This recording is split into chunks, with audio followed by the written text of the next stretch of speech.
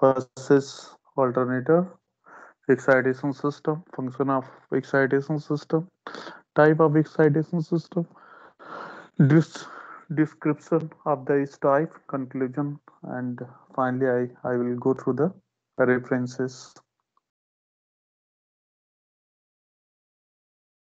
Uh, about alternator, I discussed previous two lecture about the working principle of the alternator and construction of the alternator along with synchronous motor working principle. In a previous lecture, I discussed about the working principle of the synchronous motor. In a previous lecture, uh, discuss about the basic principle of the synchronous generator.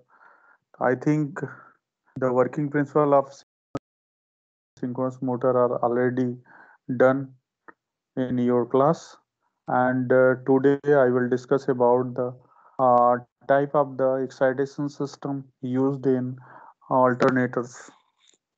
Are you getting my voice clearly? Hello. Yes, sir. Yes, sir. तो clear है। Already working principle मैंने जो है synchronous alternator का जो है बता दिया था, सिंक्रोनस मोटर का भी मैंने बता दिया था। अब इसमें this will be the next component to be considered for discussion is excitation system and type of the excitation system. And now I will discuss in detail of the excitation system, how we are excited rotor of the synchronous generator या synchronous motor. We will see in next slide. And it is an electrical machine which convert mechanical power into electrical power by the principle of electromagnetic induction, which is already discussed.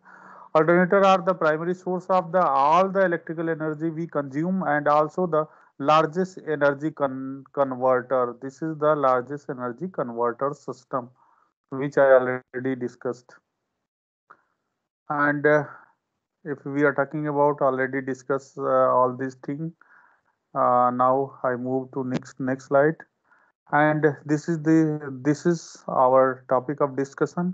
Today we will discuss in detail about excitation system of the alternator, the process of creating and strengthening the magnetic field of the alternator by providing necessary direct current to the field winding of the alternator. As earlier discussion, I told about the uh, rotor excitation system, and we are supply DC supply. We are connecting DC supply to the rotor circuit, and rotor having field winding which provide sufficient magnetic field to the armature for the generation induction of the EMF in armature winding. So this play important role for the generation and generation of EMF as well as generation of the torque in DC in synchronous motor and synchronous generator. It is important for the generation of EMF in armature winding. So this component is very important for this purpose, and with the help of field winding we have to provide magnetic field to the alternator which is responsible to produce EMF in armature winding. And if we are talking about synchronous motor, then we have to produce torque in rotor with the help of magnetic field of the rotor field winding. The direct current is supplied to the rotor by the separate DC source called exciter.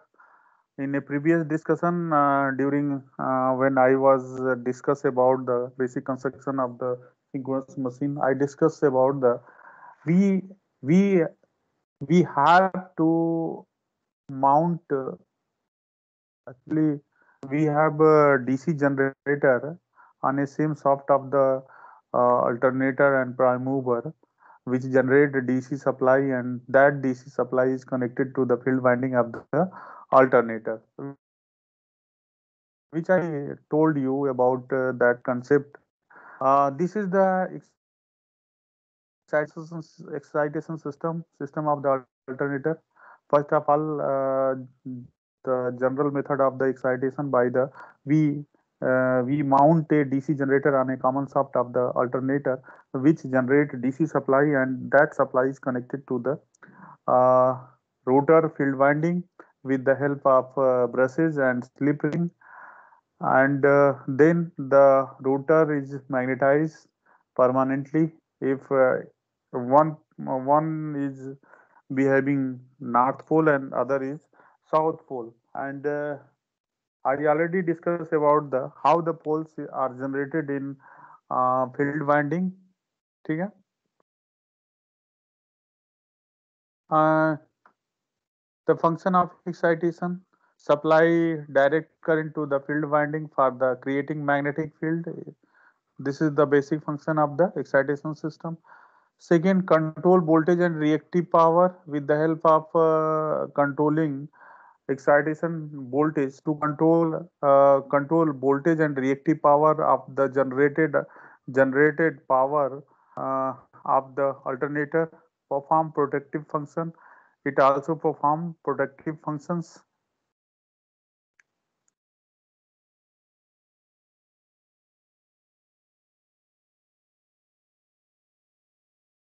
Okay, recording is on. Okay, ठीक है. Function of excitation is already done. That means, again I repeat the function of the excitation. First is supply DC current to the field winding for the creating magnetic field. Real told about that. Second is control. We have to use DC excitation to control voltage and reactive power, and we have to use excitation to perform protective function of the alternator. Type of excitation system: we have to following type of excitation system. First is a DC excitation system, AC excitation system, static excitation system. And DC excitation system is as shown in figure, and two small DC generator are used as exciter.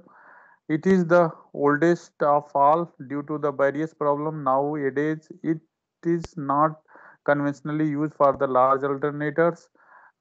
Here, this is the pilot exciter, and this is the main exciter, and this is the alternator field winding, and this is the exciter field winding, and this is the field discharges, and this will be the pilot exciter field, and this is the field rheostat. With the help of this rheostat, we have to control the generated DC supply through the these exciters, and by controlling excitation of alternator, we are controlling the reactive power in a if we are talking about the reactive power control, if we are overexcited to the DC generator, it is working as the uh, capacitor. If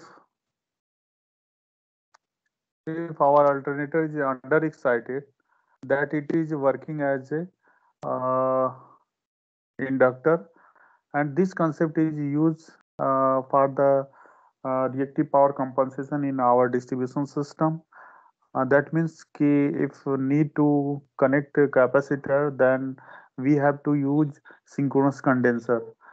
What is synchronous condenser? Synchronous condenser is nothing but it is the synchronous motor at no load and excited condition. Then what it happen if synchronous motor at a no load, if is overexcited by the excitation system, then it behaving like a capacitor bank.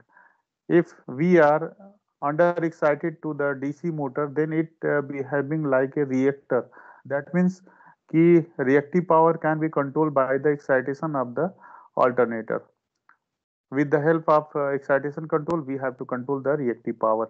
And this figure is काफी this figure is conventionally used, but today the advancement of the power electronics devices, these are not widely used because it has large number of disadvantages. But in a conventionally that is used for the excitation of the alternators. समझ में आ रहा है आप लोगों को? Hello? Yes sir. समझ में आ रहा है बेटा मैं क्या बोल रहा हूँ? हाँ सर। ठीक है। एक बार मैं बहुत ही नॉर्मल लैंग्वेज में मैं समझाने की कोशिश कर रहा हूँ, ध्यान से सुनिए आप लोग। हमने जो है अभी तक आपको क्या क्या बताया है? सबसे पहले मैंने इंट्रोडक्शन बताया था, काफी डिटेल में इंट्रोडक्शन बताया था। दूसरा जो है हमने वर्किंग प्रिंसिपल बताया था। किसका वर्किंग प्रिंसिपल बताया था?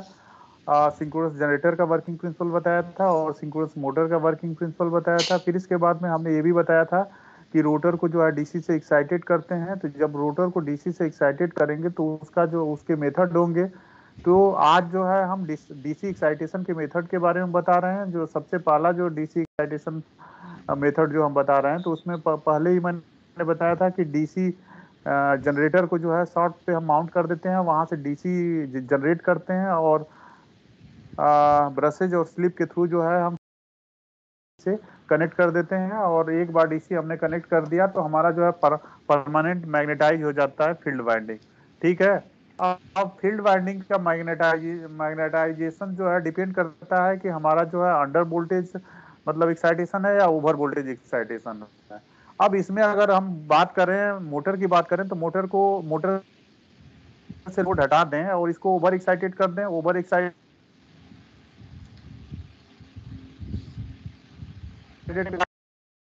कंडेंसर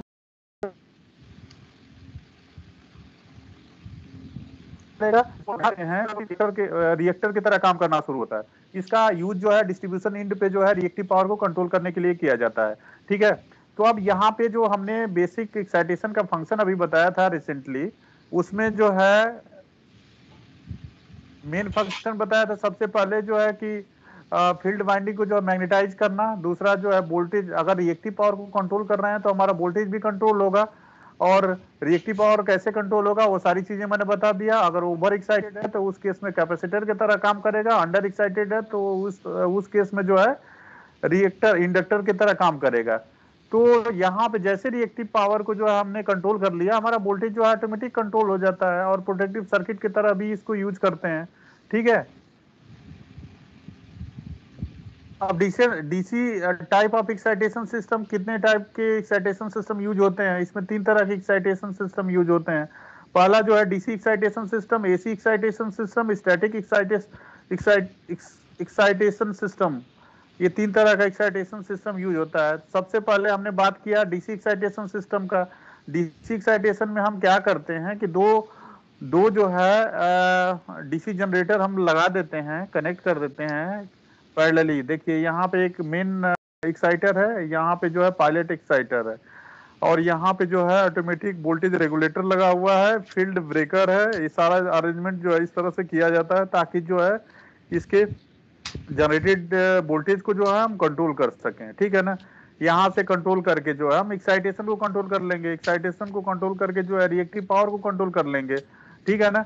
तो इस तरह से ये अरेंजमेंट यूज होता है। ये काफी कन्वेंशनल अरेंजमेंट है जो कि वाइडली यूज किया जा रहा है बहुत पहले से, लेकिन इसमें बहुत सारे ड्रॉबैक होने की वजह से आज जो है इसको दूसरे सिस्टम से रिप्लेस कर दिया गया है। ठीक है। यहाँ तक समझ में आया सारे लोगों को?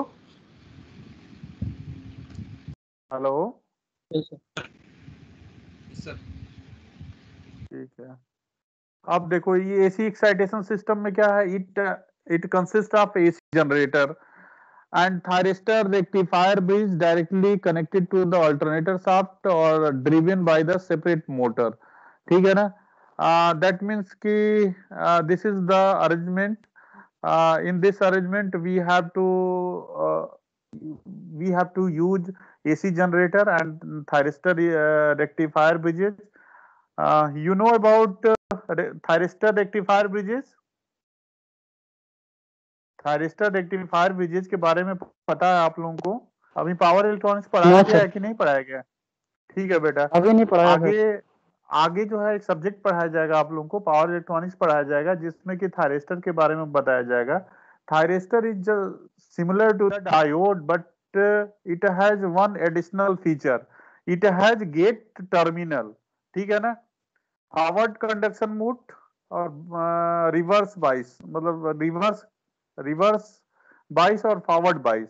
डायोड का जो हमारा बाइसिंग होता है, दो ही बाइस होता है, एक तो फॉरवर्ड बाइस होगा, दूसरा जो है रिवर्स बाइस होगा। फॉरवर्ड बाइस में डायोड जो है हमारा कंडक्ट करता है। अब यहाँ थायरिस्टर में क्या होता है कि फॉरवर्ड बाइस में जो है कंडक्ट ये तब तक नहीं करता है जब तक कि इसके गेट पे हम गेट पे जो है सिग्नल अप्लाई ना करते।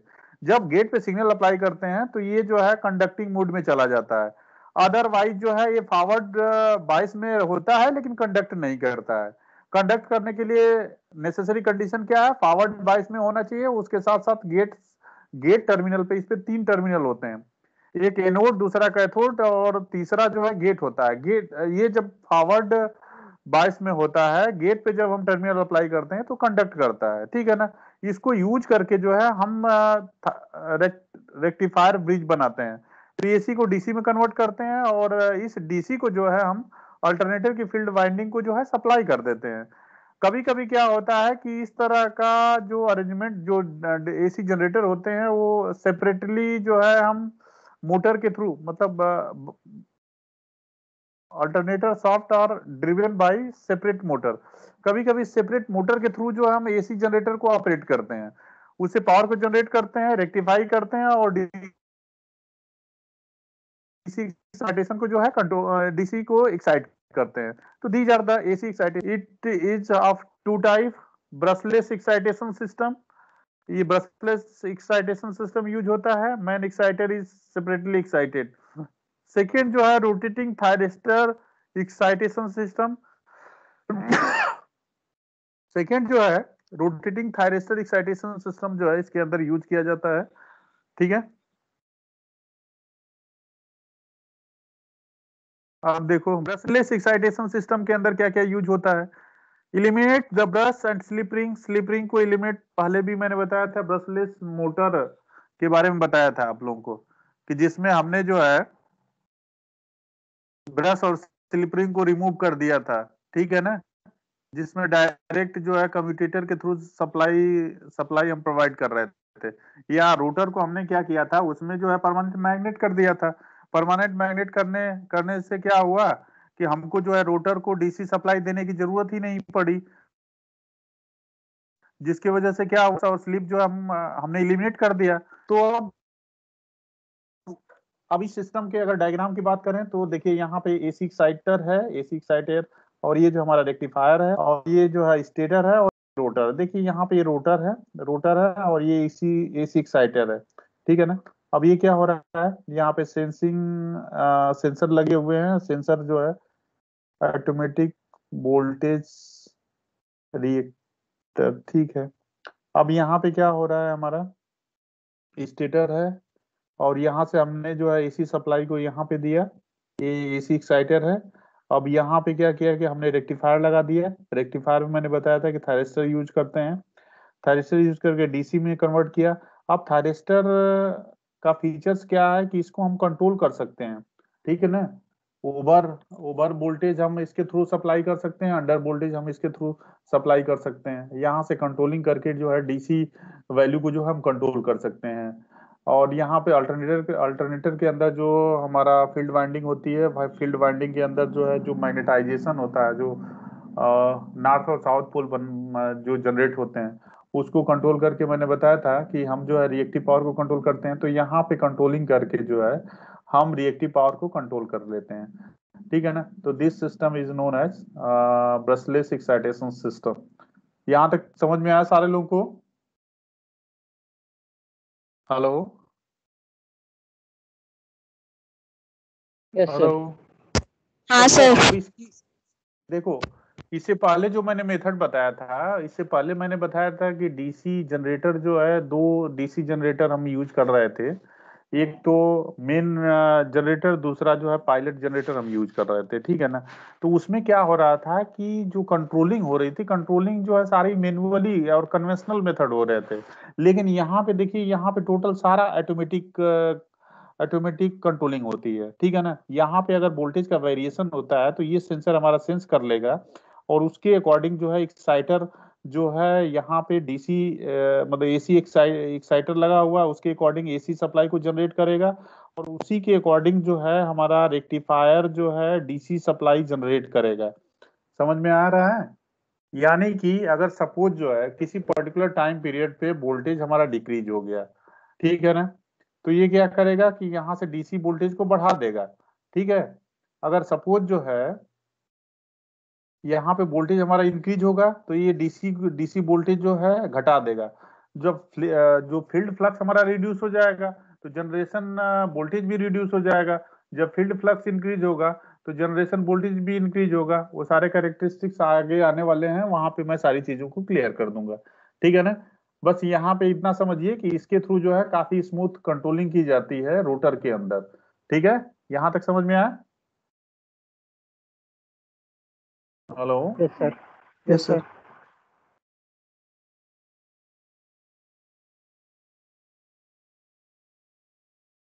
स्कीमेटिक डायग्राम, अब इसमें क्या क्या होता है, कैसे होता है। ये देखो, पायलट एक्साइटर है, मेन एक्साइटर है, मेन सॉफ्ट है, ठीक है। Permanent magnet field on A rotor, armature on A stator. देखिए अब इसमें क्या हो रहा है कि आर्मेचर वाइंडिंग होगा और रोटर वाइंडिंग होगा, ठीक है ना। तो परमानेंट फील्ड जो है रोटर पे, आर्मेचर वाइंडिंग को जो है स्टेटर पे कर दिया गया है, ठीक है। मेन एक्साइटर में क्या है, आर्मेचर ऑन ए रोटर, यहाँ पे आर्मेचर को जो है रोटर पे किया गया है, फील्ड को जो है स्टेटर पे किया गया है, ठीक है।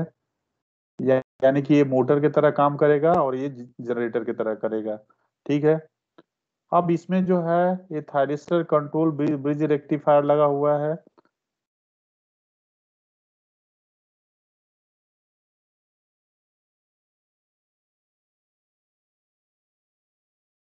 ठीक है। अब यहाँ पे एसी, एसी यहाँ पे आएगा, और यहाँ से जो है हमारा डीसी। और ये जो है सिलिकॉन डायोड ब्रिज रेक्टिफायर लगा हुआ है, जो कि डीसी में कन्वर्ट कर रहा है, और डीसी में कन्वर्ट करके जो अल्टरनेटर के फील्ड रोटर को जो है एक्साइट कर रहा है, ठीक है। तो यहाँ पे हमारा जो कंट्रोलिंग कंट्रोल जो कंट्रोल प्रोसेस है वो काफी वाइड कंट्रोलिंग हो जाती है, ठीक है ना। इसको भी कंट्रोल कर सकते हैं हम, इसको भी कंट्रोल कर सकते हैं, यहाँ भी कंट्रोल कर सकते हैं, और यहाँ भी कंट्रोल कर सकते हैं, ठीक है ना। तो इस कंट्रोलिंग के थ्रू जो हम काफी वाइड कंट्रोलिंग कर सकते हैं। कंट्रोलिंग क्या कर सकते हैं कि ओवर वोल्टेज हम जनरेट कर सकते हैं, अंडर वोल्टेज जनरेट कर सकते हैं। इसके थ्रू ओवर एक्साइटेशन प्रोवाइड कर सकते हैं रोटर को। देखिए यहाँ पे जो है रोटर है हमारा अल्टरनेटर का, और ये जो है आर्मेचर है अल्टरनेटर का, ठीक है ना। स्टेटर वाइंडिंग के अंदर थ्री फेज वाइंडिंग हम करते हैं, ठीक है। तो ये सारा अरेंजमेंट दिख रहा है आप लोगों को? हेलो। हाँ सर, दिख हेलो। रहा है, दिख रहा है सर। ठीक है।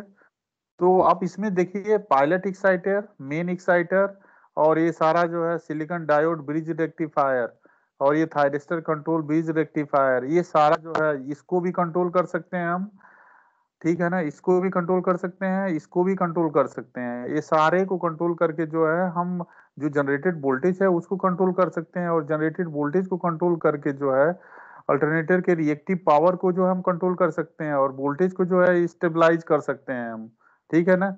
तो जो अरेंजमेंट यहाँ पे मैंने दिखाया हुआ है, इस अरेंजमेंट के थ्रू जो है हम वाइड कंट्रोलिंग कर सकते हैं फील्ड वाइंडिंग को, ठीक है ना। इसको हम ब्रशलेस एक्साइटेशन सिस्टम भी बोलते हैं, ठीक है। तो फिर नेक्स्ट मूव करते हैं। कितना टाइम बचा अभी? 14 मिनट। तो आप लोग शॉर्ट नोट बनाएंगे? सर ये कुछ सर स्टडी मटेरियल प्रोवाइड कीजिएगा सर।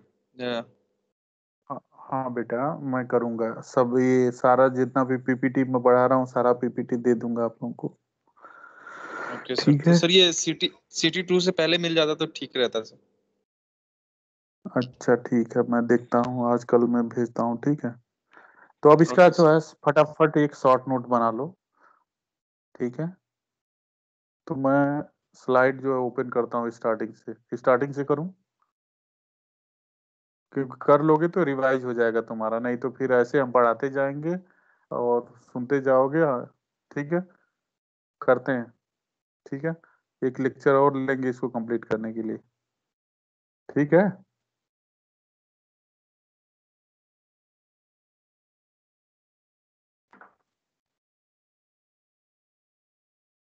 चलिए ठीक है, इसको मैं कंप्लीट कर ही देता हूँ, ठीक है।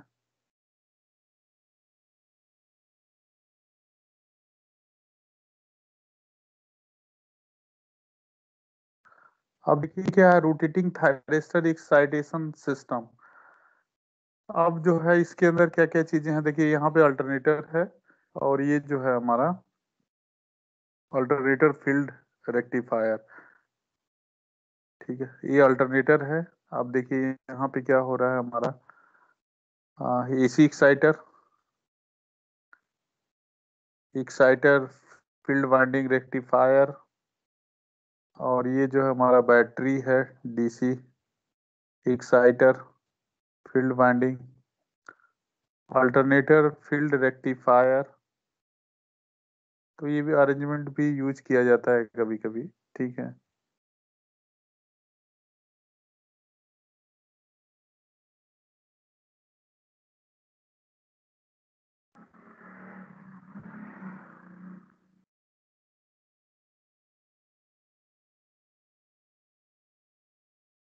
अब देखो लास्ट में है हमारा static excitation system. There is no rotating part in excitation system, so no winding losses and small size. अब यहाँ पे क्या है, स्टैटिक एक्साइटेशन सिस्टम हम यूज करते हैं। स्टैटिक एक्साइटेशन सिस्टम का सबसे बड़ा एडवांटेज ये होता है कि इसमें जो है कोई भी रोटेटिंग पार्ट नहीं होता है, जिसकी वजह से जो है कोई वाइंडिंग लॉसेज नहीं होते हैं, और स्मॉल साइज होता है, ठीक है ना। Suitable for the medium and high capacitive alternator के लिए काफी सुटेबल होता है। अब देखिए यहाँ पे क्या हो रहा है कि ये सेंसर लगा हुआ है दैट सेंस द पावर, ठीक है। And this is the AVR, and this is the rectifier convert three phase supply to the direct current DC current, and this is the brush and this is slip which is supplied to the rotor field winding, ठीक है। यहाँ पे rotor field winding को जो है DC supply हम करते हैं, ये ब्रशेज और स्लिप रिंग के थ्रू जो है रोटर फील्ड को डीसी एक्साइटेशन से कनेक्ट करते हैं। और यहाँ पे जो है हम क्या करते हैं, इसको इसके थ्रू जो है इसको कंट्रोल करके हम डीसी वोल्टेज को कंट्रोल करते हैं, और इसके थ्रू जो है अंडर वोल्टेज और ओवर वोल्टेज जो है हम डीसी सप्लाई करते हैं रोटर सर्किट को। और इसके थ्रू जो हम रिएक्टिव पावर को कंट्रोल करते हैं। जैसे ही हमने रिएक्टिव पावर को कंट्रोल कर लिया, हमारा जो है वोल्टेज स्टेबलाइज हो जाता है, ठीक है। यहाँ तक समझ में आया सारे लोगों को? Hello. Yes sir. Yes sir. अब देखिए circuit diagram of static excitation system. अब देखिए यहाँ पे क्या हमारा अल्टरनेटर स्टेटर वाइंडिंग है, alternator stator winding three phase winding हमने किया हुआ है अल्टरनेटर के स्टेटर वाइंडिंग पे।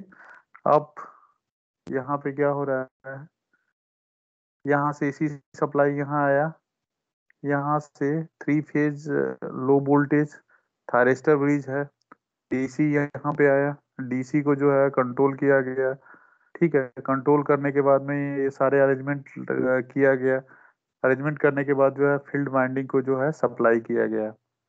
देखिए फील्ड वाइंडिंग है और ये जो है हमारा आर्मेचर वाइंडिंग है, ठीक है। यहाँ पे जो पावर जनरेट हो रहा है सेम पावर को यहाँ पे फीड किया गया है, फिर इसको जो है रेक्टिफाई किया गया है थायरिस्टर ब्रिज के थ्रू, जो है इसको एसी से डीसी में कन्वर्ट किया गया है। डीसी में कन्वर्ट करके जो है इसको इस डीसी को जो है यहाँ से कंट्रोल किया गया है। मतलब कि इसके थ्रू पूरे डीसी सप्लाई को जो हम कंट्रोल करते हैं, अंडर वोल्टेज या ओवर वोल्टेज जो भी सप्लाई करना होता है फील्ड वाइंडिंग को, हम ये यहाँ से जो है सप्लाई कर कंट्रोल करके जो है सप्लाई कर देते हैं। जिस तरह का रिक्वायरमेंट होता है उस तरह का सप्लाई जो है यहाँ से डीसी सप्लाई जो है हम फील्ड वाइंडिंग को कर देते हैं। ठीक है, समझ में आया? Hello hello. Yes sir, yes sir. बेटा, moral of story about excitation system is that कि we have either rotating part और stationary part। ठीक है ना? तो सबसे पहला जो कन्वेंशनल और बहुत पुराने समय से यूज होता है वो डीसी जनरेटर यूज होता है, क्योंकि जो कॉमन शाफ्ट होता है उस पे हमने डीसी जनरेटर को जो है माउंट कर दिया। माउंट करने का मतलब कि डीसी जो हमारा कॉमन शाफ्ट है, शाफ्ट पे आर्मेचर वाइंडिंग कर दिया और फील्ड वाइंडिंग को जो स्टेटर में कर दिया, और स्टेटर के थ्रू जो है हम डीसी सप्लाई को जनरेट कर दिया। यही डीसी सप्लाई जो है हम सीधे सीधे फील्ड वाइंडिंग को जो है सप्लाई कर दिया। अब यहाँ पे जो है क्या होता है कि फील्ड वाइंडिंग को कंट्रोल करके आर्मेचर के अंदर जो वोल्टेज जनरेट हो रहा है उसको कंट्रोल कर लेते हैं, और वोल्टेज को कंट्रोल करके अल्टरनेटर के थ्रू जो जो पावर जनरेट हो रहा है उसके रिएक्टिव पावर को कंट्रोल कर लेते हैं। ये काफी पुराना मेथड है। अब दूसरे मेथड में हम क्या करते हैं कि जो एसी जनरेट हो रहा है उसको जो है थायरिस्टर ब्रिज रेक्टिफायर यूज करके डीसी में कन्वर्ट कर लेते हैं, और इस डीसी को जो है फील्ड वाइंडिंग को सप्लाई कर देते हैं। अब थायरिस्टर जब हम यूज कर रहे हैं तो थायरिस्टर को कंट्रोल करके जो है हम वोल्टेज को कंट्रोल, डीसी वोल्टेज को कंट्रोल करते हैं। जैसे ही डीसी वोल्टेज हमारा कंट्रोल हो गया, हम जो है जो रिएक्टिव पावर जनरेट हो रहा है अल्टरनेटर से उसके रिएक्टिव पावर को कंट्रोल कर लेते हैं। अब यही दो कंसेप्ट है, इसको जो है अलग अलग इसमें मतलब अलग अलग मेथड यूज किया गया है, अलग अलग सर्किट डायग्राम यूज किया गया है। बाकी दो ही कंसेप्ट यूज हुए हैं यहाँ पे। ठीक है, समझ में आया यहाँ तक? Hello, yes sir. अब तो कंफ्यूजन नहीं ना है? हेलो,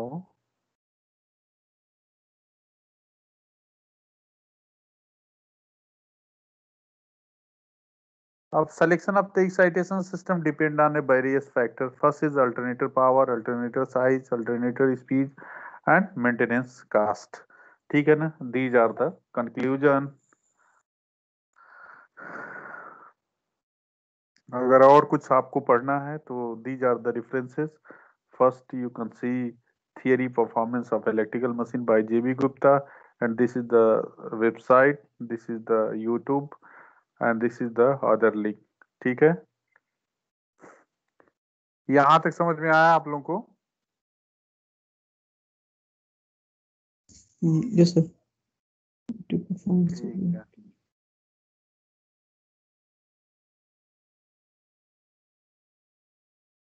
अब अगर शॉर्ट नोट बनाना है, 1 मिनट में रिकॉर्डिंग जो है थोड़ा सा ऑफ कर देता हूँ।